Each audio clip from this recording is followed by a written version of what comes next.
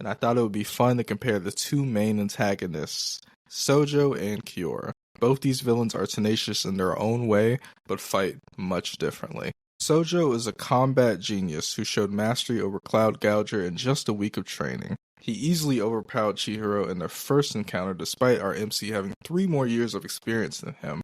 I will note though that Chihiro is only 18, I'm not sure how old Sojo is, but I assume he's older. He then went on to solo an elite squad of 6 Kaminabi sorcerers. His own worst traumas don't even make him flinch. He's strong enough to lift a grown man by his neck, fast enough to react to Chihiro's slashes from behind. He has lightning strikes, ice walls, ice spikes, smoke screens, water splashes, cloaking, and remote control start. He can also use these moves one after another to create deadly combos. Kyora is a sorcerer who honestly relied on his children to do most of the fighting for him during the auction arc. A lot of this arc was really just playing keep away. He was trying to run the auction for some reason at the same time while he's getting a full onslaught by Chihiro and his group, and Hiyuki and Tafuku, I believe his name is. Yeah, he was really just playing keep away the entire arc until Chihiro actually reached him and he had to fight. His power is creating a subspace called the Storehouse where he has complete control of the environment. Think of it like a domain expansion from Jujutsu Kaisen, except there's no sure hit. His environment manipulation reminds me of Overhaul from My Hero Academia again, or even Gaara from Naruto. The ground of his storehouse is just fully at his mercy. He can form any shape with it to attack, defend, drop, lift, cover, etc. The only limit is that movement only originates from the ground. He can't create an attack from mid-air, so he's always grounded.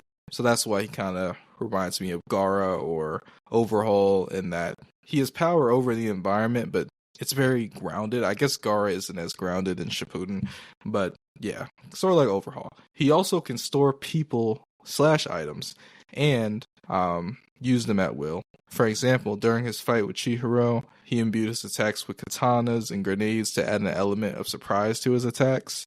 He also can teleport things from the storehouse to the real world. He can project images into the real world and in the storehouse. This could be used to fake out opponents and create openings. I won't count Magasumi or the Shinuchi. I'm not sure which name is the right name for the actual sword, but I won't count that enchanted blade as part of his arsenal because he didn't really wield the enchanted blade.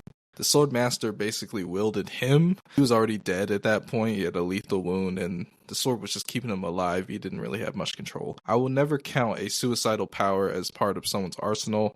This is a fight with the intent to survive. Before I did all my research, honestly, Kyora seemed relatively weak to me. After looking back, I see that he's pretty strong. If he was solely focusing on fighting and not running the auction at the same time, then he maybe could have beat Chihiro and Hiyuki. I think that he could easily crush mid-tiers in this universe. Not that there's a lot of characters to compare, but against enchanted blades, it's very situational. First is strength. Sojo wins, no contest. Kyora has no physical feats, and on top of that, he can't even use ISO, which is his family's main close combat technique. I mean, the guy, we didn't really see his body. I assume he's at least physically fit, but again, we've never seen him actually deliver a solid punch or kick or even run for that matter. We haven't seen him do anything physical at all. Not saying that he can't do anything physical. He actually does have a physical feat that I'm going to get to later in this video, but for all intents and purposes, the man is probably not that athletic. Sojo is strong enough to lift grown men by their necks and deflect slashes from end to end from behind without even turning around. Not just deflect them, but also pushed Chihiro back from behind without turning around. You know how much power you have to deflect an attack from behind without fully turning around and push the enemy back. During this entire fight, he only took one real hit, and he basically died. He died. It was a lethal wound, the one hit that he actually gets hit with. So Kyora's kind of like a glass kid in a way when it comes to durability.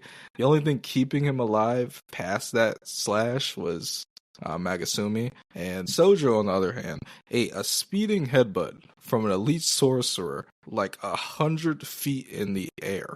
Chihiro sliced his arm off, and he still had the awareness to try to counter him from behind.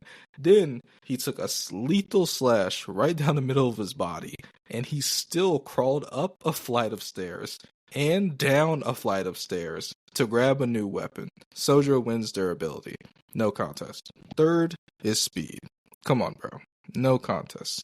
I'm not even gonna talk anymore about the fact that Kyora, we've never even seen him run or move.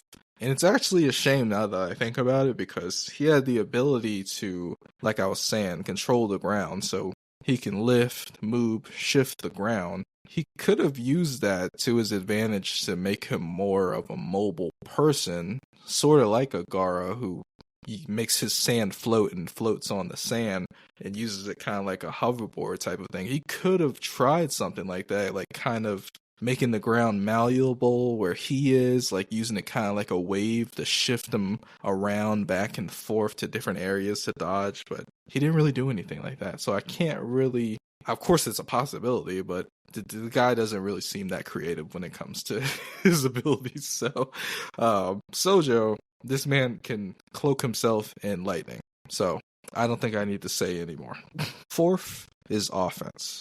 Sojo has a lot more variety in his arsenal. Lightning, ice, water, cloaking. Kyora is technically only limited by his imagination. He chooses to carry katana and grenades inside of his environmental attacks, but he could carry nets, fences, animals, poison, anything. Sadly, we've only seen grenades and katana, so Sojo's speed and strength outclass these weapons, just like Chihiro's speed and strength would outclass them. And this is a Chihiro who was already fighting prior and was already banged up from fighting Sojo in the first place. So I think that Sojo wouldn't have a hard time deflecting grenades and katanas that are, I don't know, like what's the point of, you're already hitting them with a big mound of ground, spiked ground, blunt damage, whatever you want to call it. What's the point of using energy to imbue that ground with katanas? Why not use the katanas in a different type of way? But whatever. I'm not him. Sojo offensively is outclassing Kyora. Fifth is defense. Now this is where Kyora shines. He's able to make walls that can withstand Chihiro's slashes. Not only that, but they're extremely quick. He was able to defend himself in a split second on multiple occasions.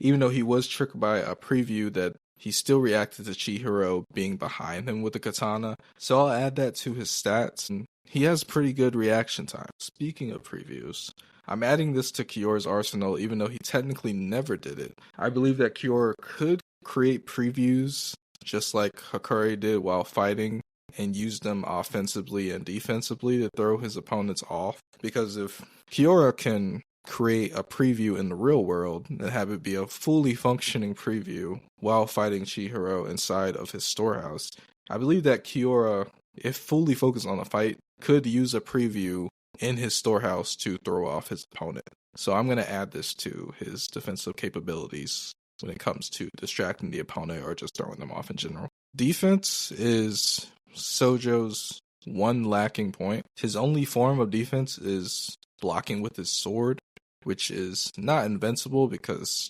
Chihiro slashed right through it during their fight. He can also create a cloud as a smokescreen, but Kyora's environment control is kind of a hard counter to a smokescreen, so Kyora gets a point right there on defense. The sixth and final attribute I will compare is intelligence / battle IQ. Both of these men are very smart guys, but one is a literal genius. In just 1 week, he was a monster with an enchanted blade. He beat 6 elite Kaminabi. He beat Chihiro the first round and narrowly lost the second. The man was submerged in a bath when dudes tried to jump him, and he still slaughtered them. That's just a different type of animal right there. Kyora is just not built the same. He's smart, but not smart enough to focus on the fight instead of multitasking the auction. He's smart, but not smart enough to use Magasumi from the beginning of the fight. Not smart enough to leave the storehouse and go for Hakori instead of Chihiro.